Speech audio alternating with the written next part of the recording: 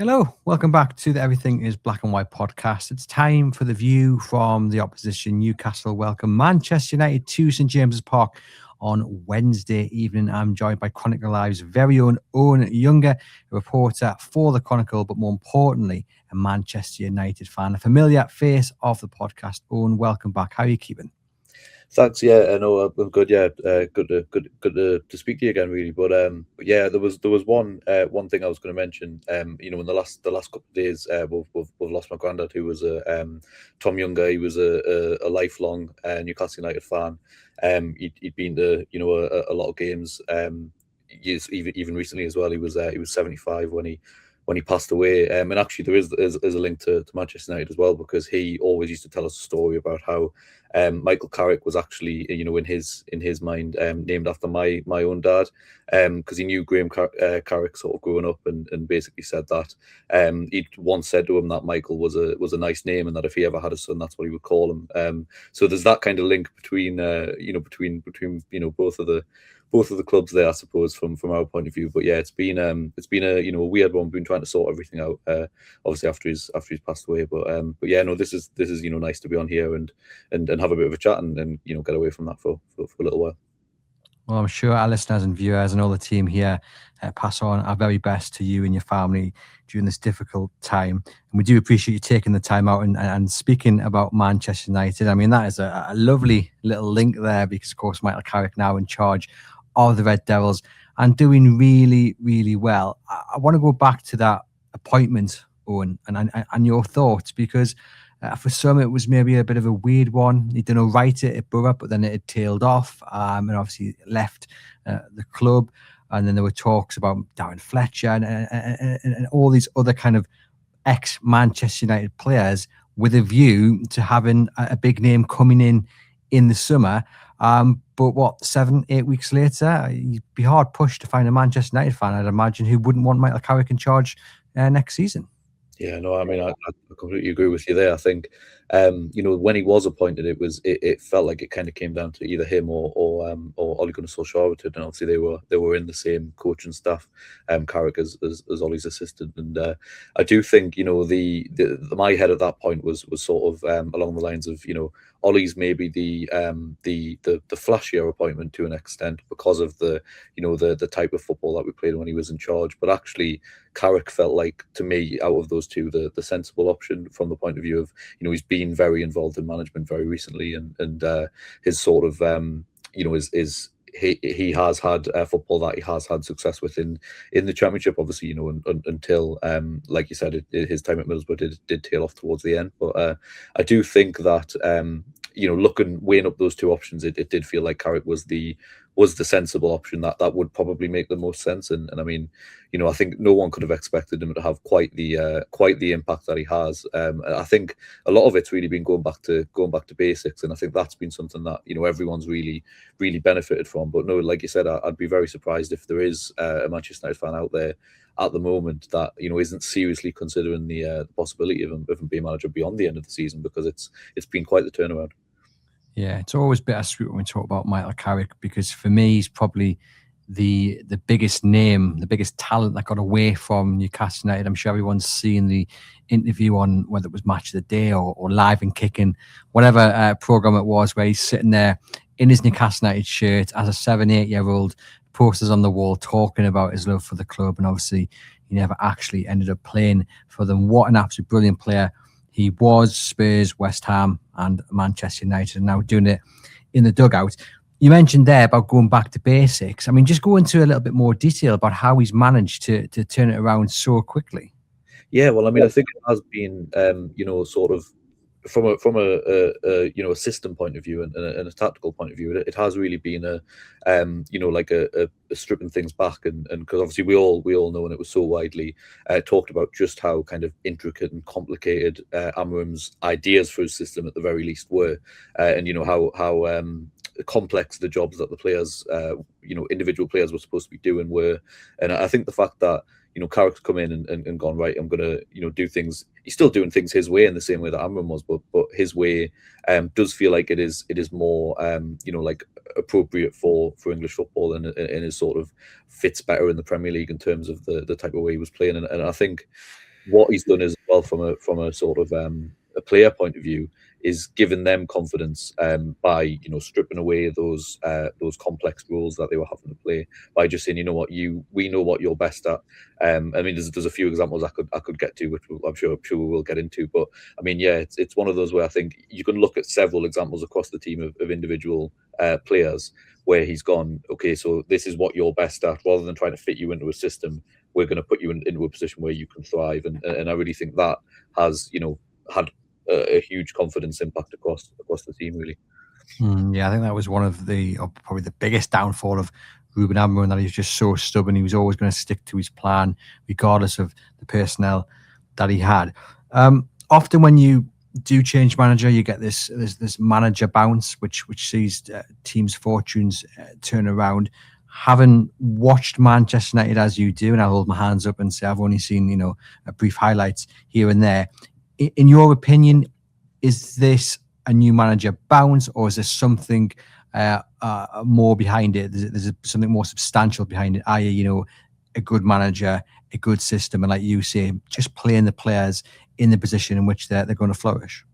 I think starting off, it was you could definitely have seen it as being a new manager bounce. I think especially the games that we had, obviously, with Man City and Arsenal, and very quick succession Spurs in there as well. So in those first few games, he had a lot of what you would consider to be the big teams, and I think the fact that we were able to to win those games, playing really well on the counter attack and sort of being able to soak up a lot of pressure, was down to his system and his the way that he set us up, to be able to spring those traps and to be able to hit teams on the counter attack. But I think when we've looked at specifically the last two games, which have obviously been the closer run things against both Everton and Crystal Palace, I think those games have shown something different. I think it's not necessarily been vintage Manchester United free flowing attacking football performances, but I think they've been there's been grit involved, and there's been like a level of determination from the players, which I think has been instilled in them to some part by Michael Carrick and by his coaching staff. Because I think it's one of those where, especially last season and earlier this season when we were under Ruben Amorim, there was definitely points where we'd be going into sort of the last third of a game with a 1-0 lead, and you just never felt secure. You never felt like it was a situation that Manchester United would be able to like to keep a hold of. But actually, it feels like now it's one of those situations where you think actually either they're going to get that second goal, or they will be able to soak up the pressure and have those opportunities on the counter attack, which is just something that you never kind of had that confidence that they'd be able to do under Ruben Amorim. So I think there's been a level of grit with the last couple of performances that have shown something a bit different from what could be perceived as a new manager bounce, and hopefully from my point of view is something that can be sustained for a longer period of time. But that being said, obviously lots of positives to talk about from your point of view, but the last three games will include the 1-1 draw with West Ham in there, as well as the 1-0 win over Everton and the 2-1 win over Palace. As you said there, they've kind of been closer than the games that have gone prior to that. Does that showcase still a little bit of weakness in Manchester United that you think Newcastle can exploit on Wednesday? I think it's certainly a team that has their moments from a defensive point of view. I think that we're definitely not completely secure in those situations. I think I was very impressed by in the Everton game specifically when corners were coming in and set pieces from Everton, and the way that I think starting from the back with Saint Lamens in goal, I think he was a big part of helping to defend those opportunities. And I just think from a defensive point of view, we are better at sort of those basics in defending. But I mean, I think you can still get caught out. I think the goal against Palace right at the start of the game was us being caught cold really, and not being focused and being kind of fully switched on at the start of a game, which is something that you have to be from minute one. I think especially in a game at St James's Park away at Newcastle, when you would expect them to be right at you from the off, because of that's what the fans demand. So I think that's one of those where we'll have to be more sort of consistently kind of focused and kind of like switched on throughout.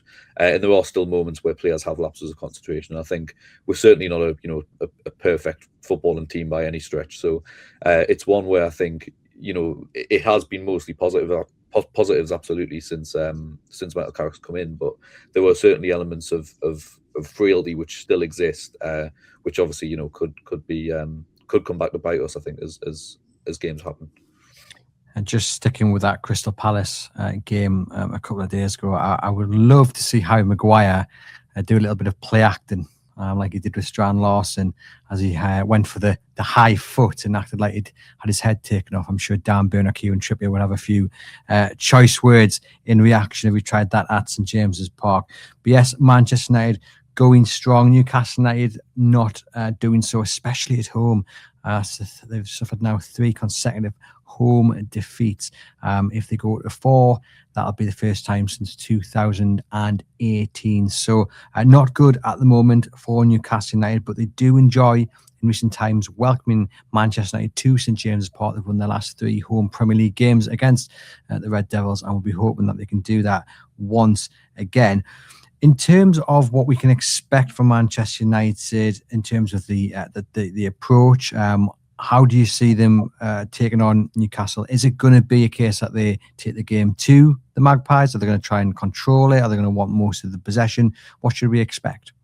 I mean, I think from Manchester United's point of view and from Michael Carrick's point of view, it'll be they'll want to sort of have an impact on the game early. I think, because I think when you are playing at St James's Park, you want to try and take the fans out of the equation as much as possible. Obviously, I think that's almost impossible to do fully, but I think if you are able to get an early lead away and sort of try and maintain that sort of that control over the scoreline, as you say, that I think that's a way that is could potentially serve Manchester United well.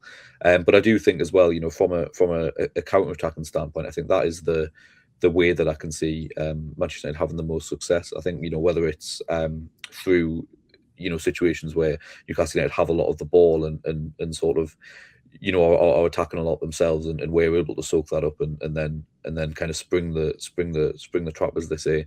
Because I think with the front 3, especially the 3 that played actually against Palace from the start, with Benjamin Šeško up front and with Mbeumo and Cunha in there, as sort of the 2 either side, and obviously Bruno Fernandes trying to pick those 3 players out. I do think that there is that serious quality and pace on the counter attack with those 3. So that is something that I think I would see Manchester United trying to exploit as much as possible. But I also think there are those as we mentioned those frailties. So it's a game that I think we won't want to be defending 90% of the time, because you don't know if you will be able to hold up to some of the quality attack players that Newcastle have. It's going to be interesting to see Newcastle United's team sheet on Wednesday. There was illness running through the camp. Eddie Howe confirmed that in his press conference on Tuesday. Nick Voldemort, the latest man to come down with a bug, so he's going to be touch and go for the game against Man United. Jacob Ramsey, of course, going off against Everton at half time after thrown up on the pitch. And we hope that both are all right, because they're both big players, and we hope that the illness doesn't impact any more of Newcastle United stars, because they've already got a huge injury list to contend with.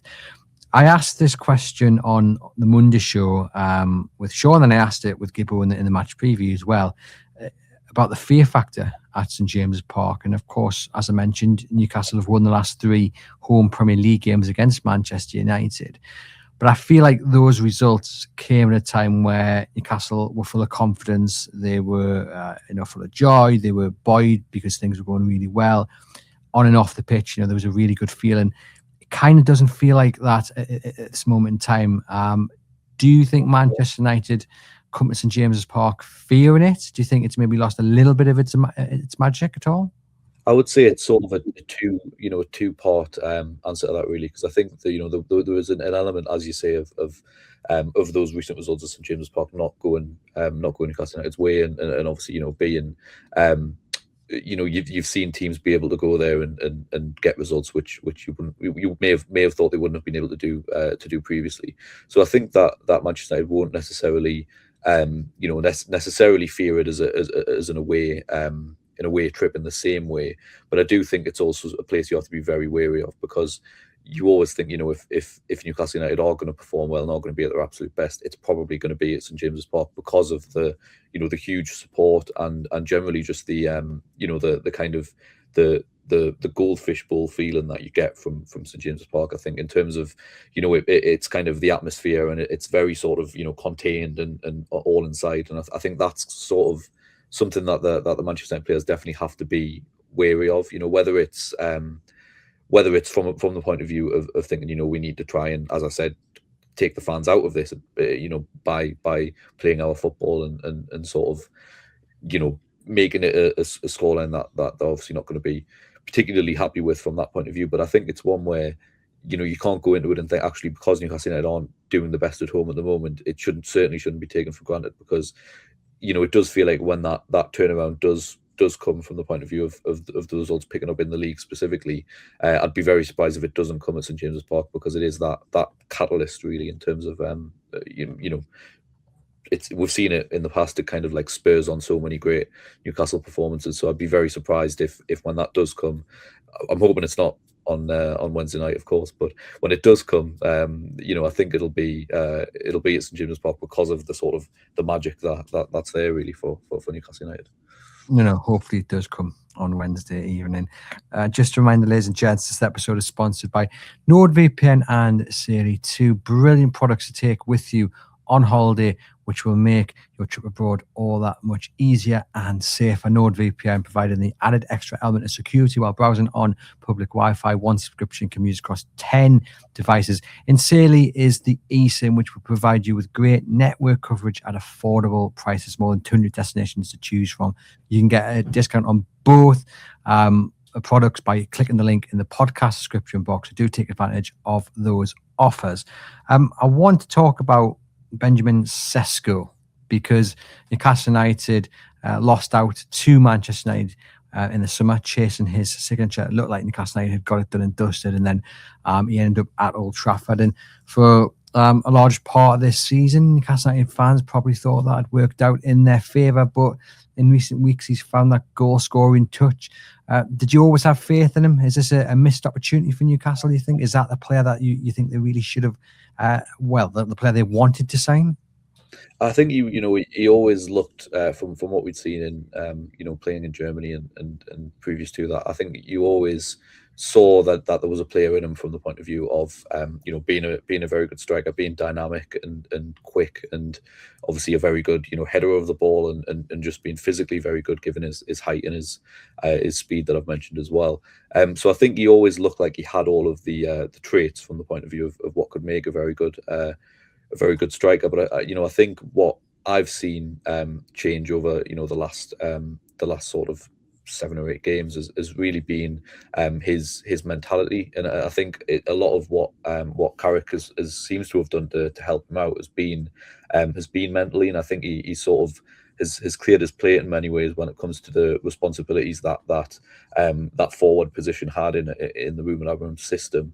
When it comes to linking up play, and I think when you're playing with sort of two attacking midfielders that are sort of next to you, sort of behind you, it's harder to kind of know exactly where your teammates are. I think as a forward playing in that position, you've probably always got your back to goal a lot.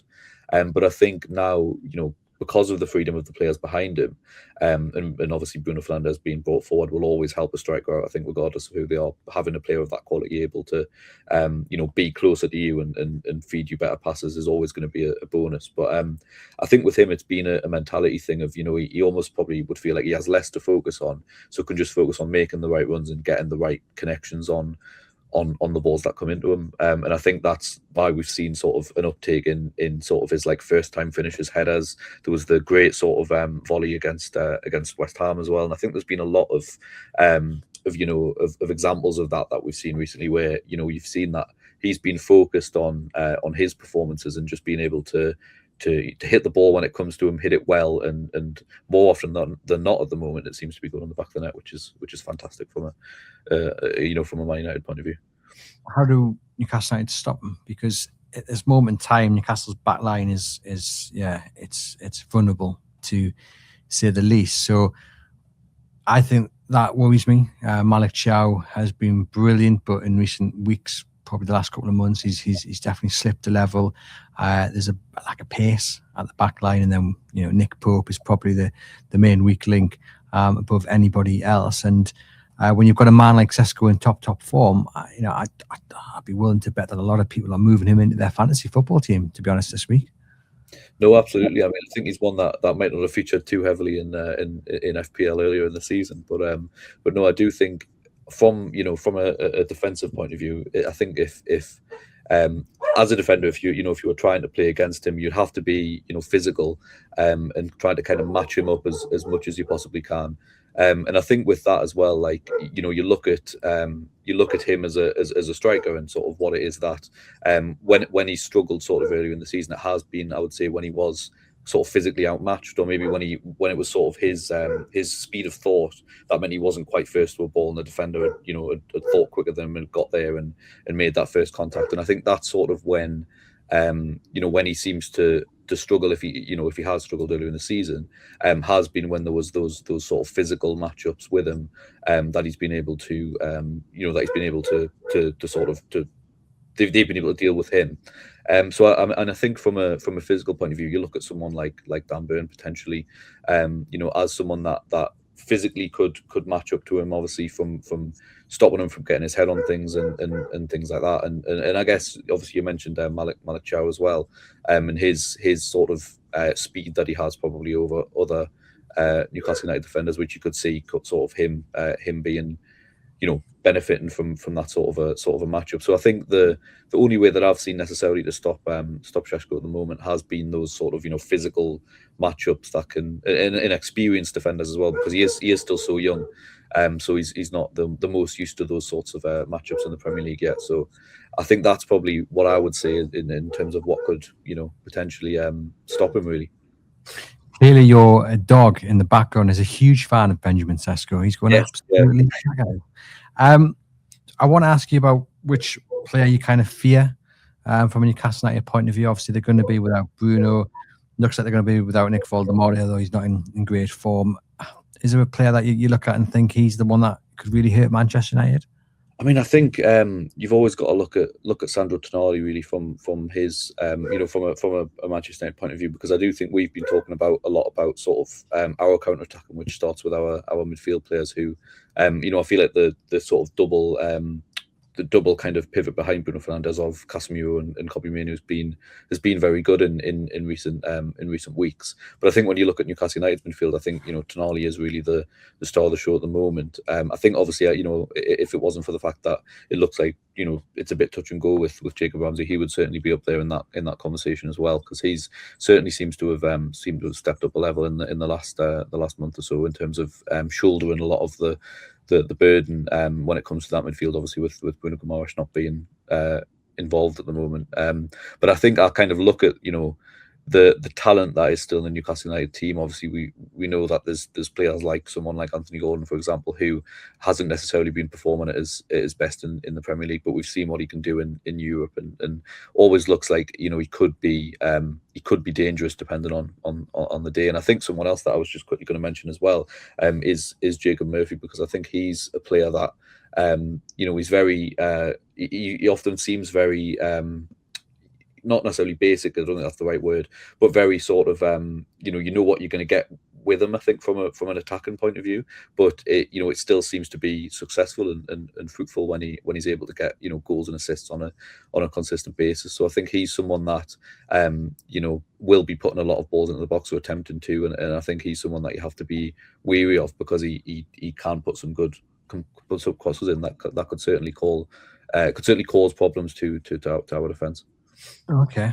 So there are one or two that keep me awake at night potentially. Before I get your score prediction, just want to talk about a story that has come out this morning from the Spanish press regarding Bruno Guimaraes, and Manchester United want the Brazilian apparently at Old Trafford. He's been given a recommendation, by Casemiro, his fellow Brazilian, and AS, that reputable and well-known outlet in Spain, who, let's be honest, don't always get everything right. I must say that Manchester United are targeting not only Bruno, but also Tonali this summer, as well as Elliot Anderson, of course, formerly of Newcastle United.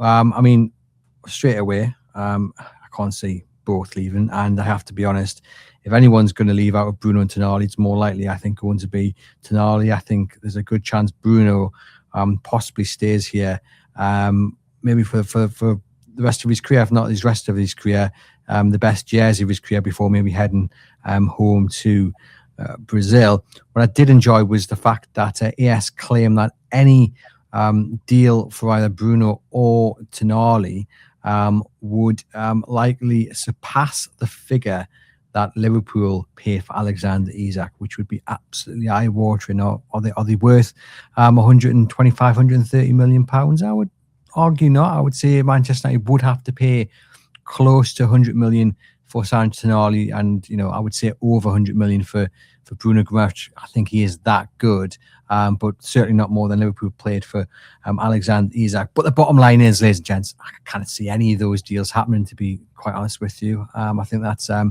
they can want, but I don't think they're going to get. Your thoughts on that, Owen? I mean, I saw there was the Tonali report sort of a little bit earlier during sort of towards the end of January, I think, and that was something, I think from a Manchester United point of view, we know the big sort of signing that we're going to have to make in the summer is going to be a defensive midfielder. Obviously, I wouldn't say that either of those two are necessarily out and out defensive midfielders by any stretch, but I do think that is going to be the place where we're going to have to strengthen, of course, with Casemiro leaving. That's something we know is happening now. So that is something where we're already looking at potential targets. Obviously, I've seen the likes of Carlos Baleba.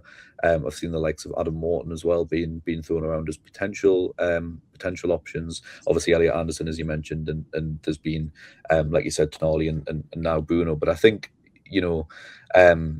I agree with you. I think I would be very surprised if either of those moves did happen.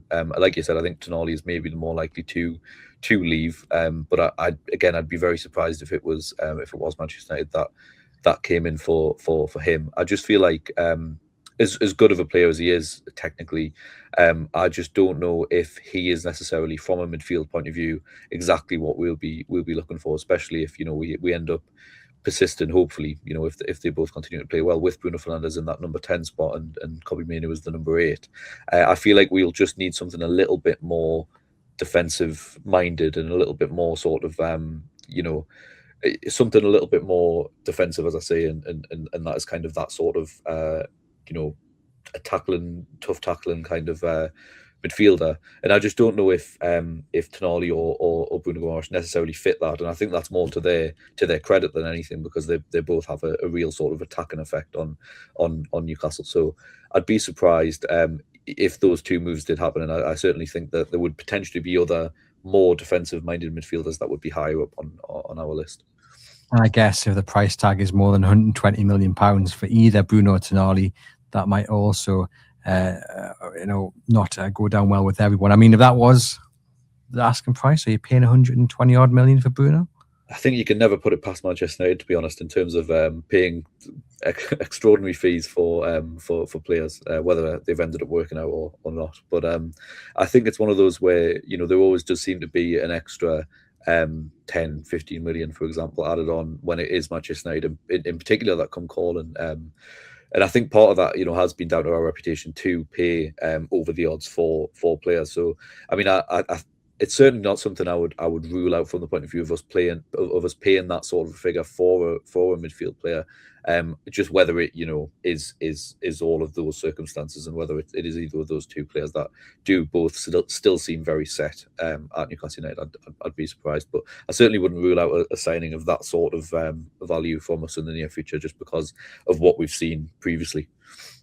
Yeah, keep dreaming, Manchester United fans who want Bruno Guimaraes. It's not happening. I'm confident of that one. Maybe Tonali, who knows, but definitely not our captain. He's staying for life as well, Bruno. Come on then, Owen. Score prediction. I'm going to say, based on what I've seen in the last few games, and obviously they have been closer run affairs, and we have been able to persevere at times when we have been playing as well in the games, and been able to keep the opposition out. So I don't think it's going to be a clean sheet away from home. I just think despite the what we've seen at St James's Park recently, I think you're still always going to get a very tough task when you are away at Newcastle, regardless. I'm going to go for a 2-1 Manchester United win. I am going to put Benjamin Šeško to score because I think I'd be stupid not to be honest, given the run of games in which he has. But yeah, I think that's. I'm saying it's going to be a close run thing, but I just think, given the the form and the confidence that the Manchester United players have at the moment, that's my prediction. Yeah, I'm going to say 2-1. Yeah, I said Newcastle would get beat when we were doing the match preview, and that is going with my head, and I'm going to stick, unfortunately, with that result. I'm hoping to give a reaction to what happened against Everton. I'm hoping to give a reaction because the European hopes are hanging by a thread for next season. Lose this game, and I think you can pretty much discount qualifying for any European competition. However, I just think the mood isn't brilliant. I think the European football this season's catching up on them. They already had a massive injury list. Now players are going down with illness. It's going to be a tough evening. I've got 3-1 written down here to Manchester United, and I'll be getting absolute pelters in the comments. But I can only be honest with you guys, and that's how I'm feeling. I'll take a point now if it's offered, but I just think it's going to be a difficult one on Wednesday, and I don't think we're going to go home happy. But I'm more than happy to be proved wrong. And fingers crossed they do prove me wrong and pick up at least a point. Fingers crossed it's all 3. Owen, thank you very much for popping on to the podcast. You guys watching and listening, get into the comments, let us know your thoughts on anything that we've discussed. And I'll be back with Mark Crothers looking back on hopefully a win for Newcastle United over Manchester United on Wednesday.